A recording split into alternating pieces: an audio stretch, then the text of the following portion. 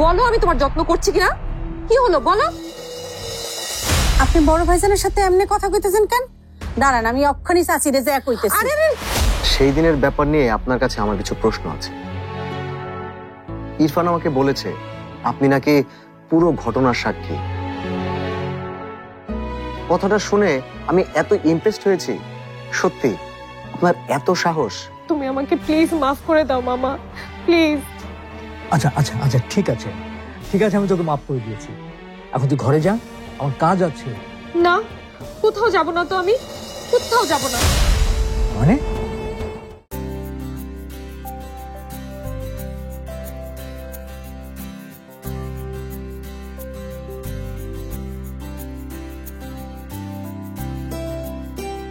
এই রেস্টুরেন্টের কথাই তো বলেছিল সৌরভ, তো ও কোথায়? পরি, এই পরি এখানে।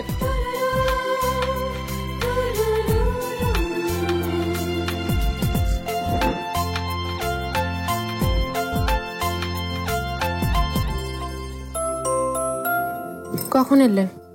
অনেকক্ষণ হলো। তোমার জন্য বসে থাকতে থাকতে কফি খেতে খেতে আমার পেটে এখন কফির সাগর হয়ে গেছে।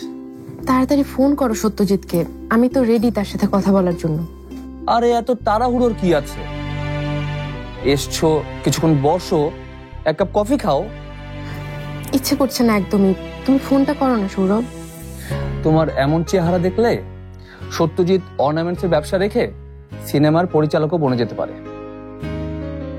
দেখা যাবে ও বিরহের প্যাচালি নামে কোন একটা মুভি বানিয়ে ফেলেছে। কি? আরে কি হয়েছে তোমার? মুখটাকে এমন বানিয়ে রেখেছো কেন? কই, কি হবে আমার? না তেমন কিছু না, শুধুমাত্র চোখ মুখ ফুলে আছে, মনের কান্নাগুলো ঠেলে বেরোতে চাচ্ছে কিন্তু বেরোতে পারছে না। শরীরের লোকেশন এখানে, কিন্তু মনের নেটওয়ার্ক অন্য কোথাও, অন্য কোনোখানে।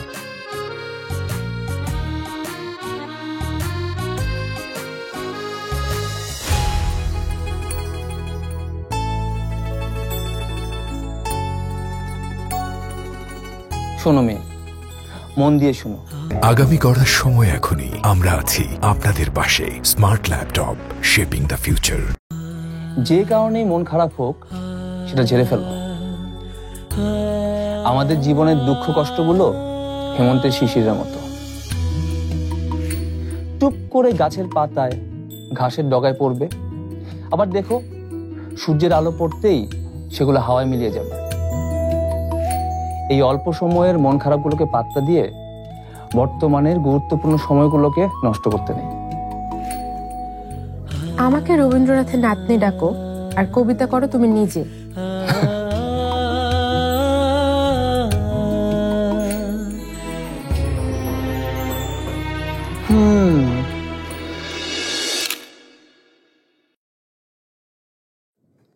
কি করছো? এই হাতের ছবিটা ফ্রেম করে বাঁধিয়ে রাখবো। রবীন্দ্রনাথের নাতনির হাত আজকে আমার এই হাত ছুঁয়েছে। এটা কি কম সৌভাগ্য আমার জন্য? এবার ঠিক আছে, এমনই তো চাই। যতই মনে দুঃখ কষ্ট থাকুক না কেন, হাসি চাই মুখে 12 মাস। এবার আমি সত্যজিৎ ঠাকুরকে ফোন করতে পারি। এদিকে চলে এসো।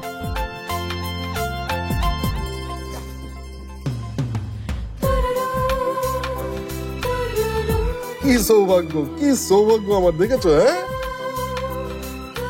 তোমাদের ফোনের অপেক্ষায় তো এতক্ষণ ছিলাম। বলো কেমন আছো? আমরা ভালো দাদা, আপনি ভালো তো? তা ভালো না খারাপ সেটা তো তোমরা বলবে গো। তা বলো, কোনো সিদ্ধান্ত নিতে পারলে? হ্যাঁ, একটা সিদ্ধান্ত নিয়েছি, বাকিটা পারমিতা বলুক।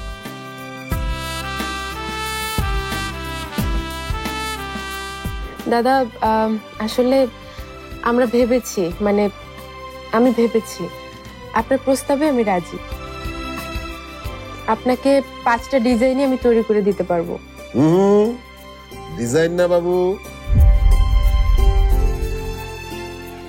Unique design. দুটোর মধ্যে অনেক পার্থক্য আছে। ধরো আমি তো পথে নামলেই অনেক ডিজাইন পাবো, কলকাতার ঘরে ঘরে ডিজাইনার। কিন্তু বাবু আমি তো সব চাই না, আমি চাই ইউনিক ডিজাইন, নতুন কিছু। তবে আমার মন বলছে তুমি পারবে, কিন্তু সময় বেশি পাবে না, 7 দিন। এর মধ্যেই তোমাকে শেষ করতে হবে কাজ। কি বলছেন, মাত্র 7 দিন? 7 দিনে 5টা ইউনিক ডিজাইন, যা দেখলে বিশ্ব চরাচরে যেন চোখ ধাঁধিয়ে যায়। আর সেগুলো কিন্তু শুধু স্কেচ করে দিলে চলবে না, একেবারে 3D ফরম্যাট লাগবে, বুঝেছো? কিন্তু সত্যজিৎ দা, 7 দিন তো অনেক কম সময়। এর মধ্যে পারবো, আমি পারবো। আমি 7 দিনের মধ্যেই আপনাকে 5টা ডিজাইন তৈরি করে দিতে পারবো। তাহলে ওই কথাই রইলো মা, তুমি তোমার অফিসের ইমেল অ্যাড্রেসটা আমাকে পাঠিয়ে রাখো। আমি যেন টাইম টু টাইম তোমাকে এই নিয়ম কানুন, কাগজপত্র এগুলো সব পাঠিয়ে রাখতে পারি। আরে কিছু ফর্মালিটিস আছে তো, ওই কয়েকটা পেপারসে তোমাকে সিগনেচার করতে হবে, এই আর কি। Mail address, office. চিন্তা করো না, সবকিছু ম্যানেজ হয়ে যাবে। দাদা, আপনি আগে যেসব ডিজাইন অ্যাপ্রুভ করেছেন সেগুলো থেকে 2-3টার কপি একটু আমাদেরকে পাঠিয়ে দিয়েন, আমাদের খুব সুবিধা হবে। আচ্ছা দেবো, তবে আবারও বলছি সময় কিন্তু 7 দিন, কিন্তু এর মধ্যে ডিজাইনটা না পেলে আমি তোমার জন্য কিছুই করতে পারবো না, সবকিছু কিন্তু হাতছাড়া হয়ে যাবে। চিন্তা করবেন না দাদা, আমার ডিজাইন আপনি সময়ের আগেই পেয়ে যাবেন। তাহলে তো ভালোই, এবার আদা জল খেয়ে কাজে নেমে পড়ো। জি, রাখছি এখন তাহলে। ঠিক আছে, ভালো থেকো, তোমার ফোনের অপেক্ষায় রইলাম।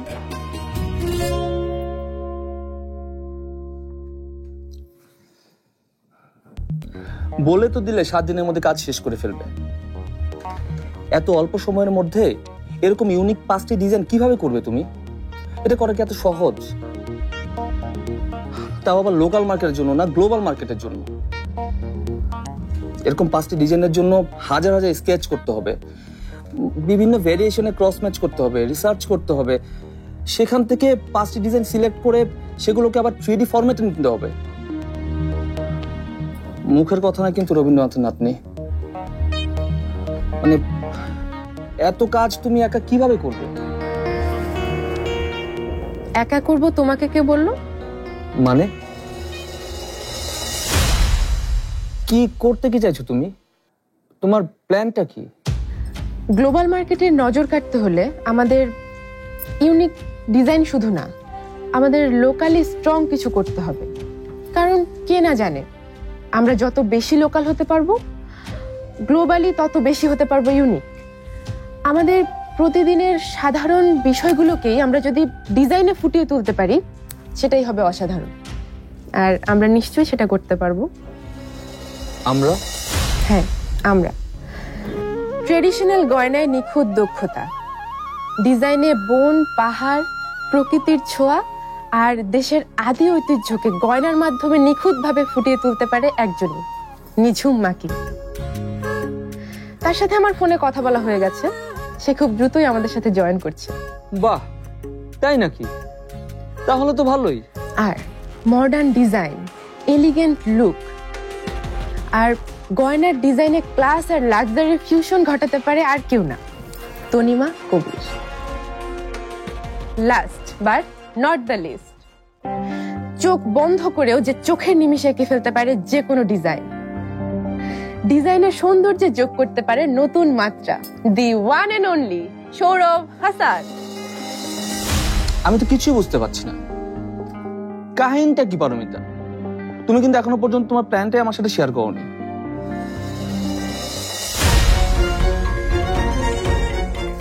নিঝুম, তনিমা, সৌরভ, পারমিতা, আমরা এই কজন মিলে কাজ করব সত্যজিৎ ঠাকুরের ইউনিক ডিজাইনের জন্য, যা ছড়িয়ে পড়বে পুরো গ্লোবাল মার্কেটে। কি সৌরভ, কেমন প্ল্যানটা? আমরা 4 জন মিলে কাজ করব পারিফান ক্রাফটসে। আমি ব্যাপারটা নিঝুমকে ফোনেই জানিয়ে দিয়েছি, ও শোনার পরে গ্রাম থেকে রওনা দিয়ে দিয়েছে। আর তনিমাকেও আমি ব্যাপারটা আগে ফোনে জানিয়েছি, এখন শুধু তোমার অনুমতি নেওয়া বাকি। কি সৌরভ, কাজ করবে না তুমি আমাদের সাথে? থাকবে না পারিফান ক্লাবসে? তুমি ডাকলে তো আমি জাহান্নামে যাব। আর এটা তো বন্ধুদের সাথে নিয়ে একটা কাজের চ্যালেঞ্জ দেয়। তাহলে চলো আমরা বসে পড়ি। বসো। আমি তো খুবই এক্সাইটেড, ভাবতেই ভালো লাগছে যে আমরা ইন্টারন্যাশনাল পর্যায়ে কাজ করছি। উফ, কি যে ভালো লাগছে আমার। নিঝুমও একই কথা বলছিল, খুবই এক্সাইটেড সে। সেটাই, তোমাকে হেল্প করার সুযোগ আমরা কেউ ছাড়তে চাই না। আমাকে হেল্প করা না, একটা কথা ভালো করে শুনে নাও, এই প্রজেক্টে কিন্তু তোমরা কেউই আমাকে হেল্প করছো না।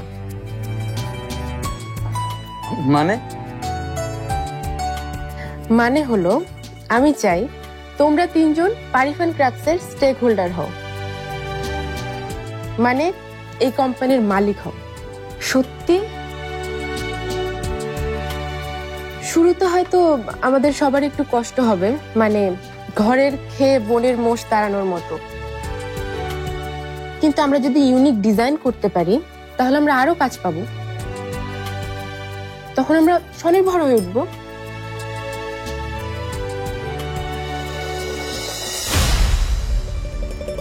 তনিমা, কি হয়েছে?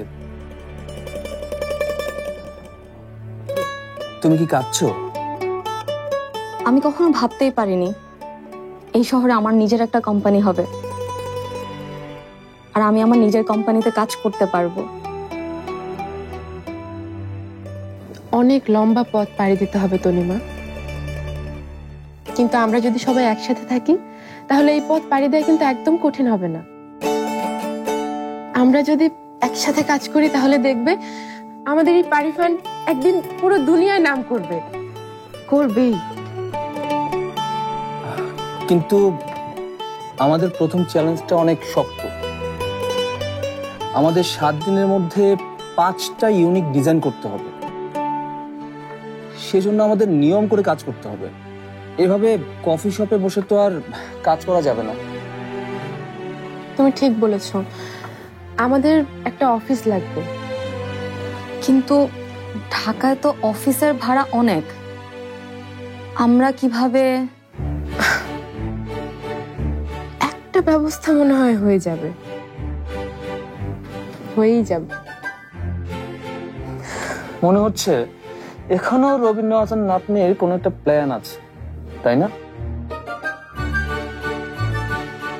প্ল্যান আছে সবকিছুর জন্যই, এখন শুধু তোমাদের সাপোর্ট লাগবে। আছে আমার উপরে বিশ্বাস?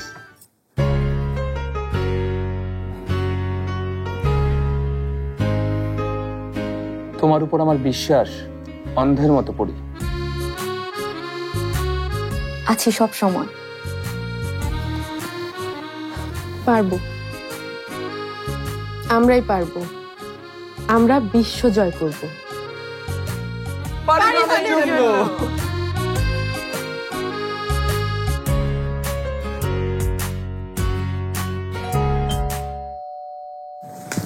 অনেক দেরি করে ফেললাম না? আমি আরো ভাবছিলাম আপনারে কল দিব। ছোট ভাবি, আপনি ঘরে যান, আমি কাজগুলা গুছায় আসতেছি। সবার খাওয়া হয়নি এখনো? শুধু ছোট ভাইজান বাকি আছে, উনি আসলে ওনারে খাবার দিয়েই আমি আসতেছি। ইরফান ফেরেনি এখনো? না, সেই যে গেছে এখনো তো আসে নাই। কোনো বিপদ হলো না তো? এক কাজ করো শিউলি, তুমি ঘরে যাও, ইরফান এলে আমি খাবার দিয়ে দেব। বুঝছি, ভাইজান আসলে নিরিবিলি কথা কইবেন, তাই না? হ্যাঁ তাই, এবার যাও। ভাবি, পারলে একটু মুখে তুলা খাওয়াই দিবেন। খুব না? ঠিক আছে, তুমি যাও, আমি দেখছি। আচ্ছা।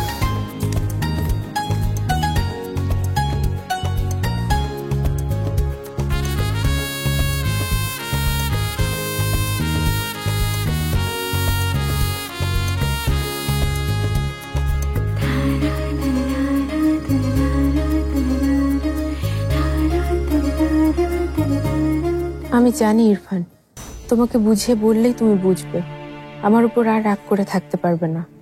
আর আমি নতুন যে যুদ্ধে নামছি এটা শুনলে তুমিও আমার মতোই এক্সাইটেড হয়ে যাবে।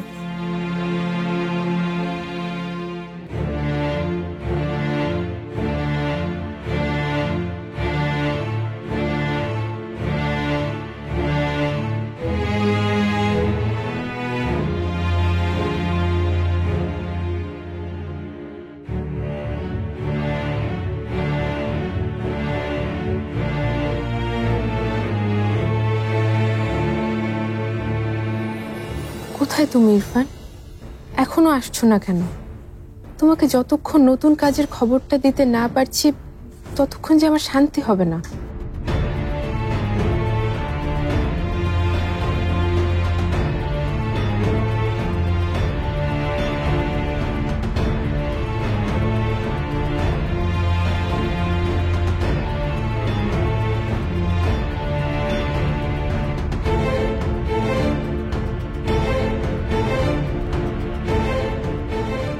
আমাকে এত তাড়াতাড়ি পর করে দিলে পারি? এখানে আমার এক মুহূর্তও থাকতে ইচ্ছে করছে না। সব সময় মিস করছি আমি তোমাকে, যেতে ইচ্ছে করছে তোমার কাছে, কিন্তু তোমার নিশ্চয়ই একবারও আমার কথা মনে পড়ছে না, তাই না? না হলে অন্তত একটা ফোন তো করতে। কি অকারণ ভাবছি?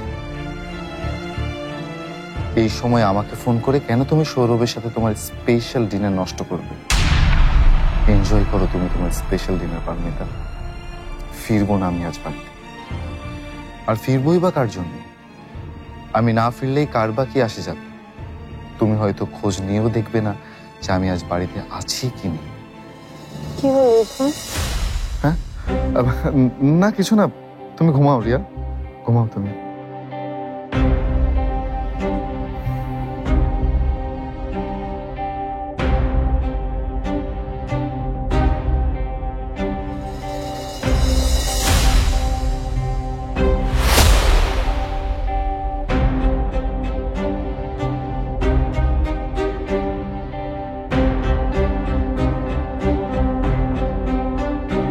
ইরফান, শেষ পর্যন্ত আমার ফাঁদে তোমাকে তাহলে আটকাতেই হলো। চিন্তা করো না, এই ফাঁদ থেকে যেন আর কোনোদিন তুমি বের হতে না পারো, আমি সে ব্যবস্থাই করবো এবার। কারণ রিয়ার জন্য আমি সব করতে পারি, সব। তুমি নিজেকে এতটা ইম্পর্টেন্ট ভাবো? ও সরি, আমার কাছে অন্তত তুমি এতটা ইম্পর্টেন্ট না। তাহলে বাড়ি ফেরোনি কেন তুমি? কোথায় ছিলে তুমি?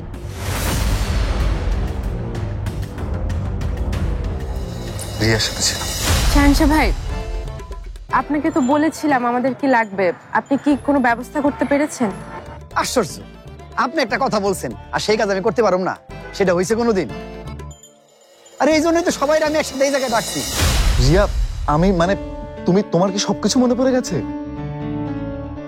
মানে তুমি কি সত্যি চাও না যে আমি 24 ঘন্টা এখানে থাকি?